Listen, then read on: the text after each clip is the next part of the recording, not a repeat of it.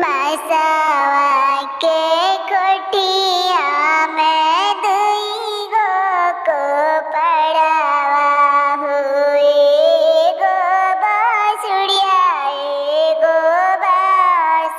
आमा के गोदिया में दुई गो लालनवा एगो बहिनिया एगो भाई चाची के गोदिया में दुई गो लालनवा एगो बहिनिया एगो भाई आमा कहेली बेटी के बड़े बड़े बियाहब पापा कहिले दूर